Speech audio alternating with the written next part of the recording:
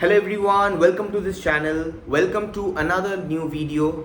This is Shondipon here again. और आज हम लोग ये डिस्कस करने वाले हैं कि बैंक में काम करते वक्त क्या हम लोग यूपीएससी की तैयारी कर सकते हैं, हाँ या ना। तो पहले मैं इसको ना से ही शुरू करूँगा, उसके बाद मैं आपको कहूँगा कि क्यों। इस चीज़ को समझिए पहले कि ये यूपीएससी जो है ना वो है God level exam. God level exam का मतलब समझते हैं, it's one of the toughest exam in the world. आप देखिएगा कि toughest exams in the world कौन सा है, उसमें यूपीएससी पड़ता है। तो ये it's one of the toughest exams, और इसीलिए वो हलवा नहीं है। ऐसे नहीं मतलब बांट जाते 2 साल 3 साल 4 साल पूरे अपने करियर को दाव पे लगा के बहुत लोग बहुत मेहनत करते हैं और फिर भी नहीं मिलते हैं बहुत लोगों को। तो ऐसे नहीं मिलते हैं जो यूपीएससी। आप सोच रहे कि बैंक में काम करेंगे आराम से, उसके बाद जाके यूपीएससी की भी तैयार करेंगे। It's really tough. I know बहुत लोग हैं जो यूपीएससी के एक्सपीरियंस है, चाहते हैं कि नहीं मेरा भी लाल बत्ती वाले गाड़ी होंगे, मेरा भी स्वैग होगा। उस चीज़ को अलग सा जगह में रखिए। बैंक अलग है, यूपीएससी अलग है, ये पूरा दुनिया ही अलग है। 2 अलग अलग प्लैनेट का अलग अलग अजूबा प्राणी है हम लोग। इस चीज़ को पहले समझिए। Second, you want to try it for UPSC. सचमुच अगर आप चाहते हैं, आप दिल्ली में जाइए। जैसे कि हम लोगों को पता है कि जो कोटा होता है ना, कोटा मतलब कोटा राजस्थान में जो ये कोटा शहर है, यहाँ पे आईआईटीज़ का एक माहौल होता है। वैसे ही आपका ये मुखर्जी नगर, राजेंद्र नगर, जहाँ पे ये यूपीएससी जो एक माहौल है ना, वो माहौल बहुत इंपॉर्टेंट होता है। आपको शायद ये समझ में नहीं आएगा, जो एक्चुअली में वहाँ पे पढ़ाई करते हैं, जो वहाँ पे रहते हैं, उसको पता होगा। वहाँ का डिप्रेशन, वहाँ पे हंसी मजाक, खेल, सब कुछ वहाँ पे प्रिपरेशन सबसे इम्पोर्टेंट कैसे होता है, वहाँ का ट्यूशन्स कैसे हेल्प करता है, ये आपको कहूँगा।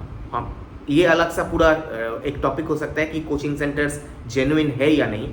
बट मैं जो कहना चाहता हूँ, शायद आप लोग ये समझ रहे हैं कि ये कोई खेल नहीं है, ये एक मैदान में एक मैराथन है। It is more like an IIT exam preparation. मैं जैसे आपको कहा कि कोटा में जाके आपको 9-10 जो है, 9-10 में अभी बहुत लोग शुरुआत कर देते हैं फाउंडेशन कोर्सेज के नाम पे। सो वैसे फाउंडेशन कोर्सेज होते हैं, उसके बाद 11-12 मेन जो एक्चुअली पूरा तैयारी में लग जाते हैं, और वो तैयारी करके भी बहुत लोगों को आईआईटीज़ में नहीं मिलते हैं। उसके बाद वो लोग ड्रॉप देते हैं एंड दे ट्राई अगेन वही आईआईटीज़ के लिए। सेम गोज़ फॉर नीट के लिए भी बहुत लोग ट्राई करते हैं, और वैसे ही 1 साल 2 साल का ड्रॉप देके फिर से। यूपीएससी भी ये ऐसा ही है। 1 साल नहीं हुआ, 2 साल नहीं हुआ, 3 साल के बाद शायद उसके बाद आपका प्रीलिम्स क्रैक किए। ये होता है प्रोसेस। सो उसके साथ हम लोग बैंकिंग का जो एग्ज़ाम है ना, देखिए मैं बैंकिंग का एग्ज़ाम को डिसरेस्पेक्ट नहीं कर रहा हूँ, आप लोगों को दिखा रहा हूँ कि एक औकात, ये है औकात। आप इस यहाँ पे ये अगर औकात है यूपीएससी का, ये है, दिस इज मेरा माउथ जो है ना, मेरे मुंह में से जो भी बात निकल रहा है, यूपीएससी इसके ऊपर है, दिमाग के ऊपर है ये चीज़ें। हाँ, हम लोग सोच नहीं सकते ये कितना टफ है एग्ज़ाम। मैं आपको लास्ट में जब मैं कंक्लूजन करूँगा, तब मैं आपको एक रियलिटी आपको दूंगा हमारे ये कलीग का, आप सुनिएगा तब। तो इसीलिए अंत तक देखिएगा और वीडियो को सब्सक्राइब कीजिएगा, लाइक कीजिएगा, ताकि आप लोगों को रियलिटीज़ को भी समझ में आए। मैं ऐसे वीडियोस बनाऊंगा ताकि आपको रियलिटी समझ में आए। उसके बाद मैं जो कहना चाहता हूँ, syllabus is huge and gigantic. उसका कोई सिलेबस है नहीं, इट्स एन ओशन। हमारे यहाँ पे बैंकिंग में एक सेट सिलेबस होता है, उस सिलेबस को आप एकदम उसके ऊपर पूरा मेहनत करो, आप क्रैक कर सकते हैं। बट यहाँ पे आपके करंट अफेयर्स कहाँ से आएगा, कौन से साल में आएगा, यू डोंट नो एनीथिंग। आपको कुछ भी पता नहीं है। आपको 2-3 साल का शायद करंट अफेयर्स उसका पूरा फुल रट्टा मारना है, उसको पढ़ना है, उसको इंटेलेक्चुअली सोचना है, ऐसे प्रैक्टिस करना है। कितना मतलब उसको ख़त्म आप नहीं कर सकते, इतना सब कुछ होता है उसमें। और बुक्स ऐसे मोटे मोटे बुक्स होते हैं। हाँ, तो उसके साथ आप हमारे बैंकिंग का तुलना कर रहे हैं, please don't make a fun of that. एक जॉब करने के बाद जो होता है ना, ये जो जॉब, कोई भी जॉब, मैं बैंकिंग का के बात यहाँ पे कर रहा हूँ, आप कोई भी जॉब ले लीजिए, एक प्राइवेट में भी अगर आप काम कर रहे हैं, वहाँ पे भी आप जॉब को भी जस्टिफाई नहीं कर पाएंगे, उस पर भी आपका जॉब भी जाएगा।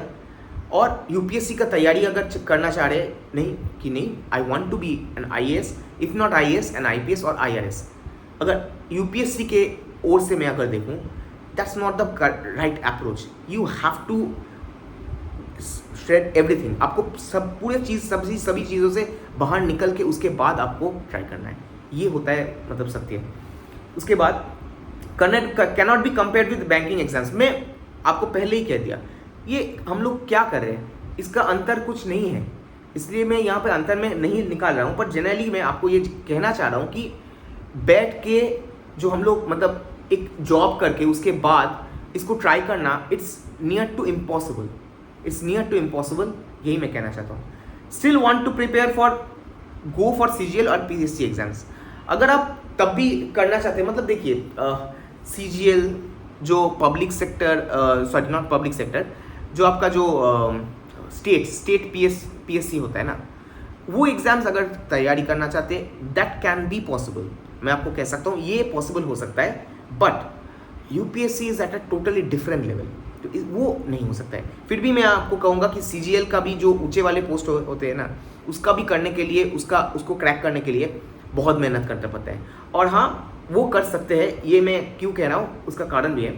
अच्छा कैसे, तो मैं आप कह रहा हूँ कि कैसे आपको ये सेटअप करना है। अगर आप सीजीएल, पीएससी ऐसे वाले एग्जाम्स को क्रैक करना चाहते हैं, हाँ यूपीएससी एक अलग एग्जाम है, मैं उसको इसीलिए पूरा एकदम डिलीट कर रहा हूँ। पर अगर ये सब एग्जाम्स के लिए करना चाहते हैं, एक रियलिस्टिक अप्रोच अगर आप दिमाग में रखना चाहते हैं, क्योंकि बातें ऊंची, ठीक है, हाँ आप लोग जब यहाँ पे मेरे को कमेंट्स भी करते हैं ना, इतनी ऊंची कैसे, मतलब मुझे पता नहीं होता है।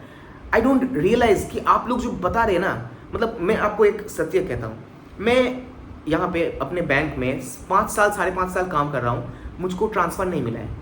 मेरा भी ऐसा कोई औकात नहीं है कि मुझको कोई मैं यहाँ से उधर, इधर से उधर करता हूँ। आप लोग ट्रांसफ़र्स के बारे में बात करते हैं, यूपीएससी के बारे में बात करते हैं, सीजीएल के बारे में बात करते हैं। जॉब में आइए, अंदर आइए, उसके बाद देखिए कि कैसा पूरा ये फीलिंग होता है। अब उसके बाद आपको समझ में आएगा कि फैमिली लाइफ, खाना, बाहर का खाना, ये सब कुछ चीज़ों को मतलब एक जगह में आप एडजस्ट करके उसके बाद ऊंची बातें करना कितना डिफिकल्ट, मतलब इजी होता है ऊंची बातें करना, बट रियलिटी कितना डिफिकल्ट है वो अब तब आपको समझ में आएगा। कभी कभी मुझको गुस्सा भी आता है, ये जो मैं कभी आप लोगों को शायद मेरा फ्रस्ट्रेशन नहीं है, मैं आपको कह रहा हूँ कि जो रियलिस्टिक चीज़ को देखिए, मैं आपको रियलिस्टिकली आपको सोचने के लिए बोल रहा हूँ। तो देखिए मैं थोड़ा आउट ऑफ द टॉपिक हो जाता हूँ थोड़ा सा। तो हाउ कि कैसे आप कर सकते हैं। देखिए ब्रांच के सामने, आपको बहुत बार मैंने कहा कि ब्रांच के सामने नज़दीक एकदम आपका कोई पीजी हो जहाँ पे आप रह रहे। अगर पीजी हो तो बहुत अच्छा है, अगर पीजी ना हो, रेंट में हो, एक कुक रखिए। कुकिंग का टाइम जाता है तो कुक आपका पूरा खाना बना देगा। मेड रखिए, अगर आप घर वर मतलब जो कमरा जो है वो साफ़ नहीं करना चाहते, आपको खर्च करना पड़ेगा, ठीक है। एंड थर्ड, एकदम नज़दीक वाले एकदम कमरा लीजिए आपके बैंक से। क्या आपके पास, आपको कहेंगे इसका एक पावर आपके पास क्या आता है। आफ्टर 5 मे बी 5 PM, मतलब 5 PM नहीं निकलेंगे, 5:30 बज जाते हैं, कभी कभी 6 बज जाते हैं, तो 6 बजे शायद आप मान लेते हैं कि आप निकल गए। आप 7 बजे से शुरुआत किए पढ़ाई करने, 7 बजे से 12 बजे तक या 1 बजे 2 बजे तक भी आप पढ़ाई कर सकते हैं। After that you can sleep. 2 बजे आप सोने गए, I will not recommend it, but I am saying, मैं एक एग्जाम्पल दे रहा हूँ। 2 बजे सो के आप 8 बजे भी उठ सकते हैं या 9 बजे भी उठ सकते हैं, ठीक है। उसके बाद 9 से 10 बजे तक आप पूरा फ्रेश होके, एकदम नज़दीक ही है आपका ब्रांच, वहाँ पे आप पहुँच सकते हैं। तो ये बहुत, मैं एक सिंपलिस्टिक अप्रोच दिया। ऐसा भी हो सकता है कि आप 5 बजे आए, उसके बाद 5 बजे के बाद टिल 12 आप 11 और 12 आप पढ़ाई लिखाई सब कुछ किए, खाना वाना सब कुछ खा लिए, यू स्लेप्ट। सुबह 6 बजे आप उठ गए, 6 बजे से 9 बजे तक आप पढ़ाई किए, then after that you go to office, simple. So आपको मैं एक एग्जाम्पल दे रहा हूँ कि कुछ कैसे हो सकता है। कंक्लूजन, मेरा वर्डिक्ट क्या है। अब मैं आपको कहा था कि मैं आपको एक कहानी सुनाऊंगा। मेरा एक सर था जो यूपीएससी के लिए तैयारी किए थे, पर यूपीएससी की तैयारी करते करते उन्होंने रियलाइज़ किया कि मेरा एज थोड़ा बढ़ रहा है and he went for random, जैसे और भी एग्ज़ाम्स देते हैं, आप लोग भी देते हैं, बैंकिंग का एग्ज़ाम्स ऐसे ही दे दिया, हाँ, और आपको मिल भी गया। तो वैसे ही उस सर को मिल गया था।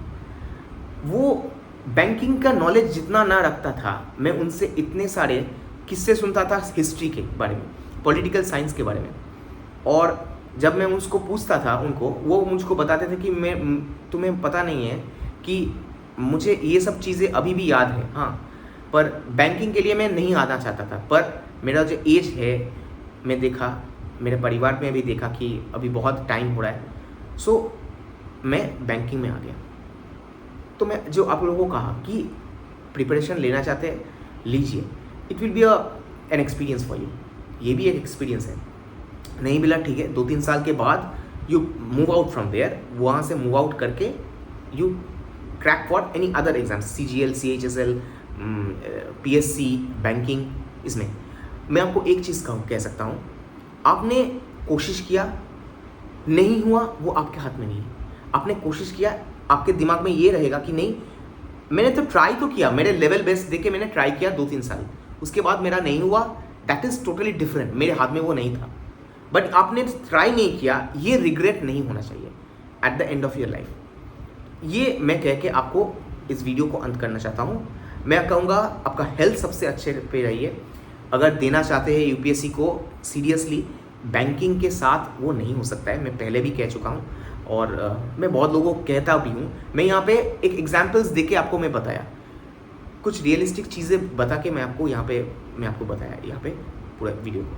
सो ऐसे अगर आप वीडियोस को, मतलब ऐसे वीडियोस चाहते हैं कि मैं ऐसे और भी बनाऊँ, तो please like this video, share this video with your friends.